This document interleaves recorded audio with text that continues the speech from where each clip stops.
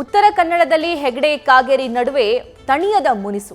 ಇನ್ನು BJP ticket miss ಆಗಿದ್ದಕ್ಕೆ ಹೆಗಡೆ ಸಹಜವಾಗಿ ಅಸಮಾಧಾನ ವ್ಯಕ್ತಪಡಿಸಿರ್ತಾರೆ. ಇದೀಗ ಪ್ರಚಾರಕರ ಪಟ್ಟಿಯಲ್ಲೂ ಕೂಡ ಹೆಗಡೆ ಅವರ ಹೆಸರನ್ನ ಕೈಬಿಟ್ಟಿದೆ ಬಿಜೆಪಿ. ಪ್ರಚಾರಕರ ಪಟ್ಟಿಯಿಂದ ಹೆಗಡೆ ಅವರನ್ನ ದೂರ ಇಟ್ಟಿದೆ ಬಿಜೆಪಿ. ಬಿಜೆಪಿ ಪ್ರಚಾರಕ್ಕೂ ಕೂಡ ಬೇಡವಾದ್ರ ಹಾಗಾದ್ರೆ ಹಿಂದುತ್ವದ ಫೈರ್ ಬ್ರ್ಯಾಂಡ್ ಅನ್ನುವಂತಹ ಪ್ರಶ್ನೆಯ ಭಾಗದ ಜನರಲ್ಲೇ ಕಾಡ್ತಿದೆ. ಇನ್ನು ರೆಬಲ್ ನಾಯಕನ ಬಗ್ಗೆ ಸದ್ಯಕ್ಕೆ ಹೈಕಮಾಂಡ್ ಡೋಂಟ್ ಕೇರ್ ಅಂತಿದೆ.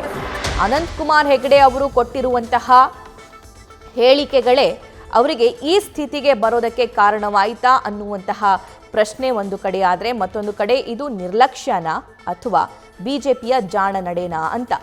ಅಂದರೆ ಹೆಗಡೆ ಅವರು ಮಾತನಾಡ್ತಾ ಇದ್ದಿದ್ದು ಸಂವಿಧಾನ ಬದಲಾಯಿಸುವ ಬಗ್ಗೆ. ಪದೇ ಪದೇ ಆ ವಿಷಯವನ್ನ ಬೇರೆ ಬೇರೆ ಭಾಗದಲ್ಲಿ ಮಾಡ್ತಾ ಇದ್ರು, ಪ್ರಸ್ತಾಪಿಸ್ತಾ ಇದ್ರು. ಇದೇ ಇದೆಲ್ಲದಕ್ಕೂ ಕೂಡ ಕಾರಣವಾಯಿತಾ ಅಂತ ಮತ್ತಷ್ಟು ಡೀಟೇಲ್ಸ್ ನಮ್ಮ ಪೊಲಿಟಿಕಲ್ ಕರೆಸ್ಪಾಂಡೆಂಟ್ ಆಸಿಡಿಟಿ, ಗ್ಯಾಸ್ಟ್ರಿಕ್, ಅಜೀರ್ಣ, ಒಂದಲ್ಲ ಒಂದು ಹೊಟ್ಟೆ ಸಮಸ್ಯೆ.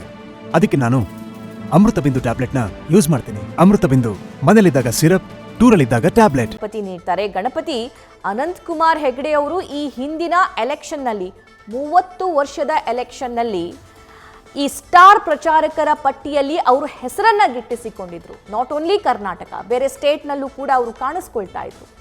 ಆದರೆ ಈಗ ಆಗಿರುವಂತಹ ಈ ಬೆಳವಣಿಗೆಯನ್ನ ನೋಡಿದ್ರೆ ಇದು ನಿರ್ಲಕ್ಷ್ಯನಾ ಅಥವಾ ಬಿಜೆಪಿ ಹೈಕಮಾಂಡ್ನ ಜಾಣ ನಡೆ ಅಂತ ಅನ್ಸುತ್ತಾ? ಖಂಡಿತ ಇದು ಖಂಡಿತವಾಗಿಯೂ ಕೂಡ ಬಿಜೆಪಿಯ ಹೈಕಮಾಂಡ್ ನಾಯಕರ ಜಾಣ ನಡೆ ಅಂತಲೇ ಹೇಳ್ಬೋದು. ಯಾಕಂತಂದರೆ ಅವರು ಮಾತಾಡ್ತಿರುವಂತಹ ಒಂದಷ್ಟು ಮಾತುಗಳಿರ್ಬೋದು ಬಿಜೆಪಿಗೆ ಡ್ಯಾಮೇಜ್ ಆಗಿದೆ. ಜೊತೆಗೆ ಅವರು ಇರುವಂಥ ಸದ್ಯದ ಪರಿಸ್ಥಿತಿ, ಬಿಜೆಪಿಯಿಂದ ಕಾಯ್ದುಕೊಂಡಂಥ ಅಂತರ ಇದೆಯಲ್ಲ, ಇದು ಸಾಕಷ್ಟು ಮುಜುಗರವನ್ನು ತಂದುಕೊಡುವಂಥ ಸಾಧ್ಯತೆಗಳು ಹೆಚ್ಚಾಗಿರುವಂಥದ್ದು. ಈ ಹಿನ್ನೆಲೆಯಲ್ಲಿ ಈಗಾಗಲೇ 40 ಜನರು ಒಳಗೊಂಡಿರುವಂಥ ಸ್ಟಾರ್ ಪ್ರಚಾರಕರ ಪಟ್ಟಿ ಬಿಡುಗಡೆಯಾಗಿದೆ. ಅದರಲ್ಲಿ ಟಿಕೆಟ್ ಸಿಗದೇ ಇರುವಂತಹ ವ್ಯಕ್ತಿಗಳಾದಂಥ ಅಂದರೆ ಸಂಸದರಾದಂತಹ ಪ್ರತಾಪ್ ಸಿಂಹ ಇರ್ಬೋದು, ಸದಾನಂದ ಗೌಡ್ರು ಇರ್ಬೋದು, ಹೀಗೆ ಒಂದಷ್ಟು ನಾಯಕರಿಗೂ ಕೂಡ ಈಗಾಗಲೇ ಈ ಸ್ಟಾರ್ ಪ್ರಚಾರಕರ ಪಟ್ಟಿಯಲ್ಲಿ ಅವಕಾಶಗಳು ಇದೆ. ಅನಂತಕುಮಾರ್ ಹೆಗಡೆ ಅವರಿಗೆ ಇಲ್ಲ. ಕಾರಣ ಇಷ್ಟೇ, ಅವರು ಪಕ್ಷದಿಂದ ಮುನಿಸ್ಕೊಂಡಿದ್ದಾರೆ, ಪಕ್ಷದಿಂದ ದೂರ ಇದ್ದಾರೆ, ಪಕ್ಷದಿಂದ ಅಂತರವನ್ನು ಕಾಯ್ದುಕೊಂಡಿದ್ದಾರೆ.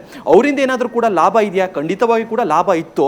ಒಂದಷ್ಟು ಜಿಲ್ಲೆಯಲ್ಲಿ ಈಗ ಉಡುಪಿ ಚಿಕ್ಕಮಗಳೂರು ಲೋಕಸಭಾ ಕ್ಷೇತ್ರ ಇರ್ಬೋದು, ಶಿವಮೊಗ್ಗ ಲೋಕಸಭಾ ಕ್ಷೇತ್ರ ಇರ್ಬೋದು, ಉತ್ತರ ಕನ್ನಡ ಹಾಗೂ ದಕ್ಷಿಣ ಕನ್ನಡ, ಈ 4 ಜಿಲ್ಲೆಯಲ್ಲೂ ಕೂಡ ಹಿಂದುತ್ವದ ಭಾಷಣ ಏನಿತ್ತು, ಅನಂತಕುಮಾರ್ ಹೆಗಡೆ ಅವರು ಮಾಡುವಂತಹ ಹಿಂದುತ್ವದ ಭಾಷಣ ಬಹಳಷ್ಟು ಓಟ್ಗಳನ್ನು ತಂದುಕೊಳ್ಳುವಂಥ ಸಾಧ್ಯತೆಗಳು ಇತ್ತು. ಅನಂತಕುಮಾರ್ ಹೆಗಡೆ ಅವರು ಮಾತಾಡಿದ್ರೆ ಒಂದು ಹಿಂದುತ್ವದ ಪರ ಇತ್ತು, ಇಲ್ಲಾಂದರೆ ಸಿದ್ದರಾಮಯ್ಯವರ ವಿರುದ್ಧವಾಗಿ ಮಾತಾಡ್ತಿದ್ರು. ಇದೆಲ್ಲ ಒಂದು ಕಡೆ ಬಿಜೆಪಿಯ ಓಟ್ಗಳನ್ನು ಕ್ರೋಢೀಕರಿಸುವಂಥ ಸಾಧ್ಯತೆಗಳು ಹೆಚ್ಚಾಗಿತ್ತು. ಈ ಹಿನ್ನೆಲೆಯಲ್ಲಿ ಅನಂತಕುಮಾರ್ ಹೆಗಡೆ ಅವರ ಪರವಾಗೂ ಕೂಡ ಈಗಾಗಲೇ ಯಾವ ನಾಯಕರು ಕೂಡ ಮಾತಾಡ್ತಾ ಇಲ್ಲ, ಯಾರೂ ಕೂಡ ಸಂಧಾನ ಮಾಡ್ತಿಲ್ಲ. ಕಾರಣ ಇಷ್ಟೇ, ಸದ್ಯಕ್ಕೆ ಹೈಕಮಾಂಡ್ ನಾಯಕರು ನೋ ರಿಯಾಕ್ಷನ್, ಯಾರೂ ಕೂಡ ಮಾತಾಡಿಸ್ಬೇಡಿ, ಅವ್ರ ಪಾಡಗೆ ಅವ್ರು ಇರಲಿ, ನಮ್ಮ ಪಾಡಗೆ ನಾವು ಕೆಲಸ ಮಾಡೋಣ ಅಂತ ಈಗಾಗಲೇ ಹೈಕಮಾಂಡ್ ನಾಯಕರು ರಾಜ್ಯ ನಾಯಕರಿಗೆ ಒಂದು ಖಡಕ್ ಸಂದೇಶವನ್ನು ಕೊಟ್ಟಿರುವಂಥದ್ದು.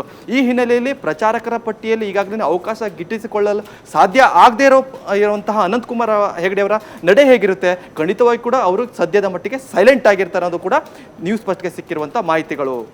ಸಭಾ, thank you Ganapathi. News First ನಿರ್ಭೀತಿಯಿಂದ ನಿಮ್ಮ ಪರವಾಗಿ.